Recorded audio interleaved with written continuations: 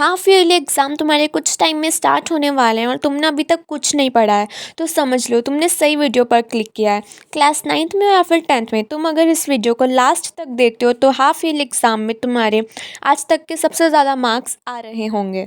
बस जो जो मैं बताऊंगी उसको अच्छे से फॉलो कर लेना, इनफ है तुम्हारे लिए। So hi everyone, this is Jaspreet Kaur. आज की वीडियो में हम बात कर रहे होंगे क्लास 9-10th के हाफ ईयरली एग्ज़ाम के लास्ट डेज़ के प्लान की।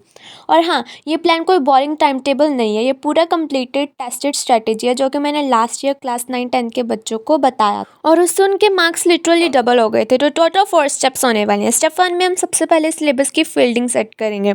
उसके बाद स्टेप 2 में LRR स्ट्रेटेजी को देखेंगे और थर्ड में तुम्हें 80-20 रूल के बारे में पता चलेगा। और लास्ट सबसे इंपॉर्टेंट स्टेप है पावर पेज मेथड, जो कि तुम्हारे लास्ट टाइम के लिए सबसे ज़्यादा इंपॉर्टेंट है। तो स्टार्टिंग करते हैं अपने सिलेबस की फील्डिंग सेट करने से।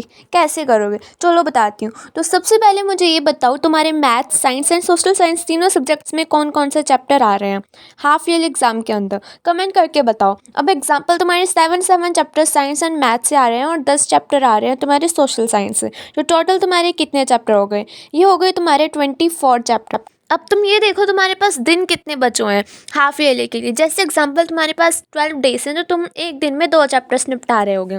ऐसे अगर 24 घंटे हैं ना तो 24 घंटे के हिसाब से तुम एक चैप्टर 1 घंटे में कर रहे होगे। फील्डिंग सेट करने का मतलब यही था कि कितना टाइम तुम्हारे पास बचा और कितने चैप्टर्स है। और हाँ, टेंशन बिल्कुल भी मत लो। तुम्हें लग रहा होगा कि 1 घंटे में एक चैप्टर हो जाएगा क्या? अरे हो जाएगा। मैं तुम्हें बताऊँगी भी आगे किस तरह से करना है तुम्हें चैप्टर्स को, बस बने रहो मेरे साथ। और अगर तुम्हारे चैप्टर्स नहीं पता ना कि कौन कौन से चैप्टर आ रहे हैं तुम्हारे हाफ ईयरली में, अपने टीचर से पूछ लो जाके।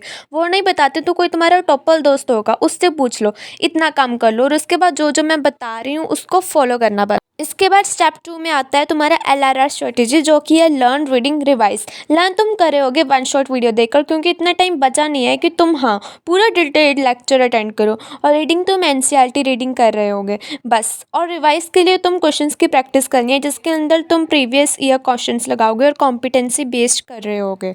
ठीक है, एक कंप्लीट चैप्टर करने के लिए तुम्हें ये 3 चीज़ें करनी है बस। अब देखो, अगर तुम्हारे पास ज़्यादा टाइम है तो थोड़ा बड़े 1 शॉट लेक्चर अटेंड कर लेना। जैसे 10 दिन से ऊपर है तो तुम आराम से 3 से 4 घंटे के 1 शॉट लेक्चर अटेंड करना एक चैप्टर के। और 10 दिन से कम टाइम है ना तो थोड़े छोटे छोटे लेक्चर सेंड करो और उसके साथ नोट्स बनाते जाओ। रफ नोट्स बनाओ, ऐसा नहीं कि तुम आराम आराम से लिख रहे हो, इससे तुम्हारा टाइम ही बचेगा। ठीक है, अब इस चीज़ के लिए भी तुम पता है क्या कर सकते हो। तुम एक डायरी या नोटबुक वगैरह उठाओ और उसके एक ब्लैंक पेज के 2 लाइन खींचो और अपने चैप्टर्स को 3 पार्ट में डिवाइड कर।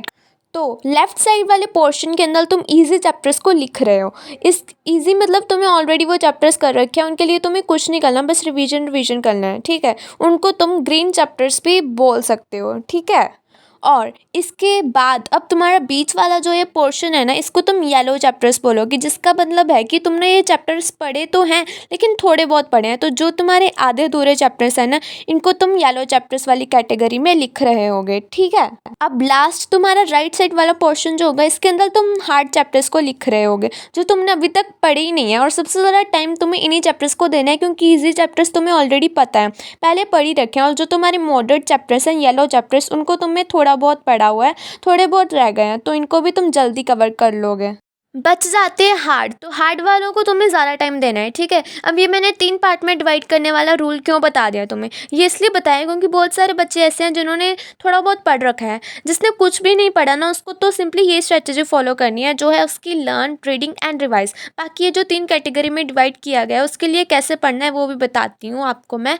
चलो, तो देखो, सबसे पहले आता है तुम्हारा ग्रीन चैप्टर्स। तो ग्रीन चैप्टर्स को कंप्लीट करने के लिए तुम्हें सबसे पहले अपने नोट्स उठाने हैं और उनको 5 से 10 मिनट के अंदर रिवाइज कर लेना है सिंपली। तो तुम्हारा चैप्टर कंप्लीट। और अगर कुछ समझ नहीं आ रहा तो यूट्यूब पर जाओ, 20 से 25 मिनट की वीडियो यूट्यूब पर देख लो उस चैप्टर की, क्योंकि वो तुम्हारे रिविजन वीडियो होगी और तुम्हें सब चीज़ें दोबारा से रिवाइज हो जाएंगी।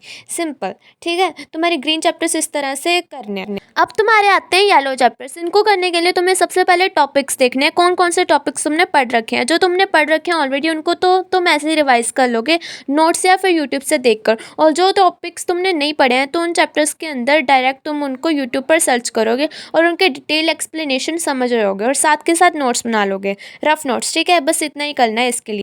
अब बच जाते हैं रेड चैप्टर्स। रेड चैप्टर्स के लिए तो मैंने ऑलरेडी आपको बता ही दिया है क्या करना था। वन शॉट वीडियो, उसके बाद एनसीईआरटी रीडिंग और लास्ट में क्वेश्चन प्रैक्टिस, बस सिंपल इतना कर लेते हो तो अब तुम्हारा सबसे इंपॉर्टेंट थर्ड स्टेप आता है, जो कि है 80-20 रूल। अब ये प्रिंसिपल कहता है कि 80% रिजल्ट तुम्हारे 20% एफर्ट से आते हैं। अब तुम्हारे एग्जाम के कंटेक्स्ट में इसका मतलब है कि तुम्हारे सिलेबस का एक छोटा सा हिस्सा यानी 20% हिस्सा ऐसा होता है जो तुम्हारे एग्जाम में मैक्सिमम मार्क्स मतलब 80% लाने के लिए इनफ होता है। और इसके लिए तुम्हें कोई इतना बड़ा पहाड़ नहीं खोदना, सिंपली बस ये 3 चीज़ें करो। सबसे पहले पास्ट ईयर्स पेपर्स उठाओ, लास्ट 5 ईयर्स के तुम्हारे जितने भी क्वेश्चन पेपर्स हैं ना उनको उठा लो और देखो कि कौन कौन से क्वेश्चंस बार बार रिपीट हो रहे हैं, और फिर उन क्वेश्चंस के टॉपिक देखो कि कौन से टॉपिक से ये आ रहे हैं। और जैसे ही तुम्हें पता चलेगा उन टॉपिक्स का, वही तुम्हारा सबसे बड़ा गेम चेंजर साबित होने वाला है। क्योंकि अगर तुमने टॉपिक से पक्के कर लिए तो फिर उसके बाद तो तुम क्वेश्चन ईजिली बना लोगे। तो तुम्हें बस इतना ही काम करना है, देख लो। बट मुझे तुम्हारी प्रॉब्लम पता है, तुम्हारे पास इतना टाइम ही नहीं है कि तुम एक एक क्वेश्चन को देखो कि कौन सा क्वेश्चन बार बार रिपीट हुआ है। तो इस चीज़ की टेंशन मत लो, मैंने ये एनालिसिस खुद किया है और उसके बाद टॉपिक्स भी फाइंड कर लिए हैं। तो टेंशन मत लो, वो मैं तुम्हें खुद दे दूँगी। उन 20 टॉपिक्स की हेल्प से तुम ही अपने 80% ईजिली ले आओगे। तो इसके लिए तुम्हें कहीं जाने की ज़रूरत नहीं है, मैंने ऑलरेडी लास्ट वीडियो में बताया हुआ है। लिंक या तो मैं डिस्क्रिप्शन में दे दूँगी या फिर एंड स्क्रीन में तुम्हें शो हो जाएगी। इस वीडियो के बाद जाके देख लेना, समझे? तो ये 80-20 वाला रूल यहीं ख़त्म होता है। थर्ड स्टेप में तुम्हें यही करना था जो कि मैंने तुम्हारी प्रॉब्लम सॉल्व कर दिया है। अब लास्ट बचता है तुम्हारा सबसे इंपॉर्टेंट पावर पेज मेथड। ये तुम्हारे एग्जाम के लास्ट टाइम के लिए सबसे बड़ा ब्रह्मास्त्र साबित होने वाला है। अब ये है क्या? ये सिंपली ये है कि तुम जैसे तुम्हारा एक सब्जेक्ट है साइंस, तो साइंस का केमिकल रिएक्शन चैप्टर है ना, उसके जितने भी इंपॉर्टेंट चीज़ें हैं उनको तुम A4 शीट पर एक पेज में उतार दोगे, बस सिंपली। मतलब कि तुम्हें शॉर्ट नोट टाइप या फिर माइंड मैप टाइप कुछ बनाना है। अब एग्जाम्पल जैसे तुम्हारा मैथ्स आता है तो मैथ्स के सारे फॉर्मूला तुम एक पेज पर उतार दो। साइंस के अंदर तुम डायग्राम्स वगैरह बना सकते हो, कीवर्ड्स होते हैं उनको लिख लो, इन्वेंशंस लिख लो। ऐसी एसएसटी के अंदर तुम्हारे जो इवेंट्स एंड डेट्स हैं उनको उतार लो।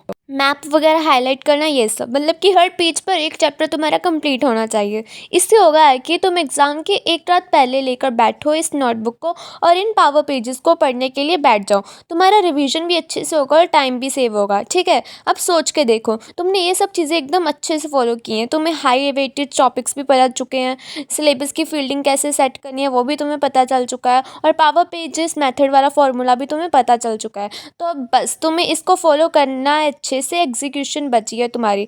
सही से कर लोगे ना तो मैं गारंटी लेती हूँ कि तुम अपने हाफ ईयरली एग्जाम के एकदम अच्छे से फोड़ के। बाकी वीडियो पर अभी तक बने हुए हैं तो कमेंट करके बता देना कोई भी प्यारा सा, ताकि मुझे पता चल जाए नेक्स्ट वीडियो किस टॉपिक पर चाहिए, ये भी कमेंट करके बता दो।